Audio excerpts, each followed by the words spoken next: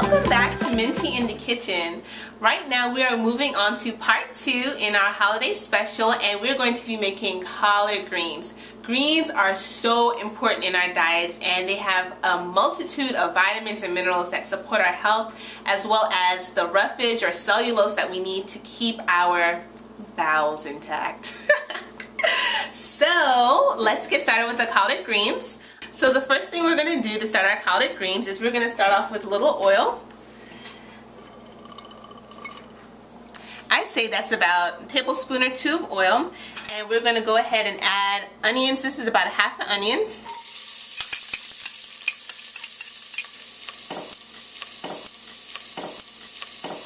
I'm just going to let that saute by itself for a moment before we add the tomatoes. So typically people don't add tomatoes to their greens, but the person who taught me how to make greens that actually tasted good to me added tomatoes, and so that's what we're going to do.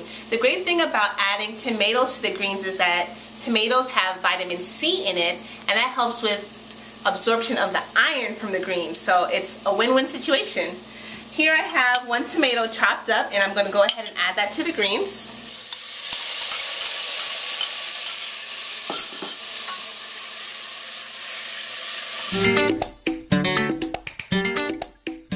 I'm going to allow the tomatoes and onions to simmer for a little while, and most of the time the tomatoes make a broth. They spring forth some liquid and it makes a broth, but if it doesn't make enough, I add some water to it, and that is what helps to cook the greens. A lot of times people boil greens in a lot of water, and you can lose a lot of the nutrients that way. By cooking it in less water, we're going to be able to retain more of the nutrients, and it's better for our bodies. So I'm ready to check back on the tomatoes and onions that are sauteing in the pot. If you take a look, there's not really much broth or liquid that has come forth from the tomatoes. So I'm going to go ahead and add half cup, starting off with half cup of liquid.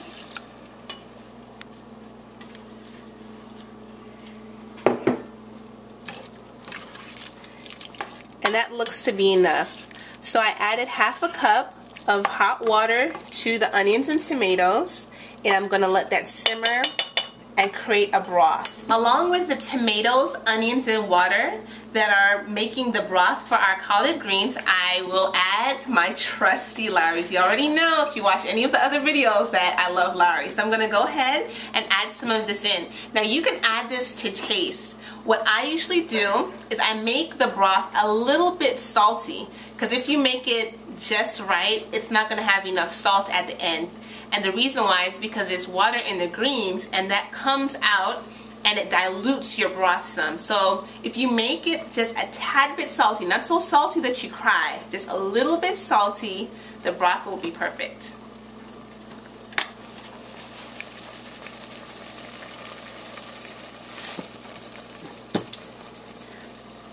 I'm also going to add some granulated garlic. You can also add fresh garlic if you like, but I guess I'm a little bit lazy and I prefer just to use granulated garlic. This is also to taste.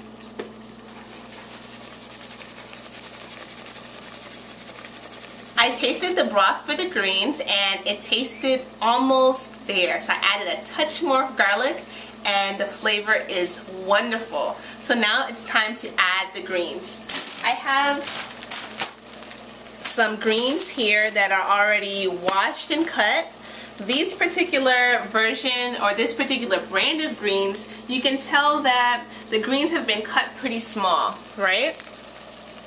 And I like this because some of the other brands can tend to have these big chunks, and with the big chunks comes big chunks of stems, which I don't really like. So it really is based on your own preference, but if you don't like collard greens, I'm really encouraging you to try this recipe, because I didn't like collard greens before either, and this makes it taste all better.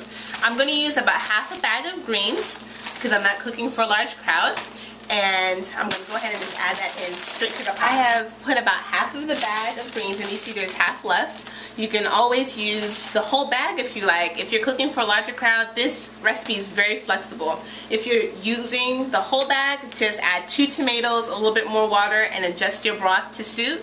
You're going to probably need 1 to 2 cups of water of broth if you're using the whole bag. But what we did in this recipe is we used just half a cup of water for our broth. If you look at the pot, you can see that the greens are cooking down.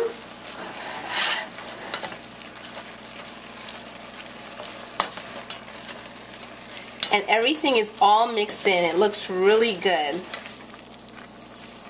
So it's been about 20 minutes since the greens have been cooking on a medium heat, and the time for cooking varies. Usually if you have summer greens, they're going to take longer to cook because the frost hasn't hit them, but the greens from the fall and the winter are going to take less time because they've been exposed to the cold and the frost already.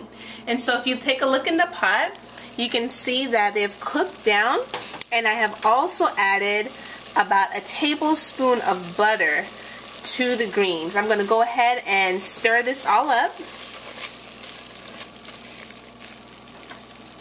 Take the heat off. So I have a tablespoon of apple cider vinegar, and I'm just going to go ahead and pour this over the greens.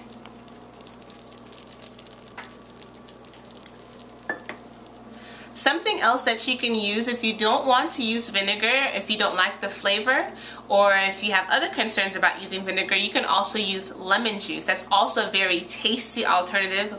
Both options taste great, and it just brings out the flavor of the greens. Try it. I'm sure you'll like it. I'm going to go ahead and stir it up to distribute the vinegar over the greens.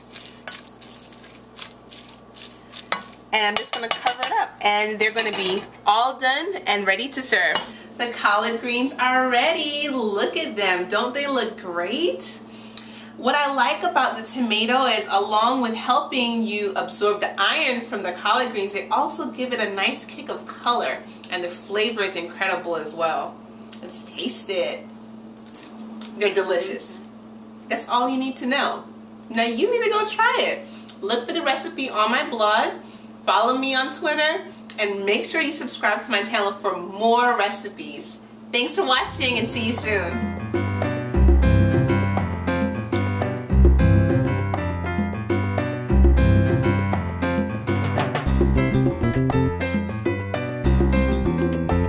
And we'll check on it, make sure they're tender, and a little bit of vinegar, about a tablespoon, to bring out a nice little something that tastes good. Okay, but that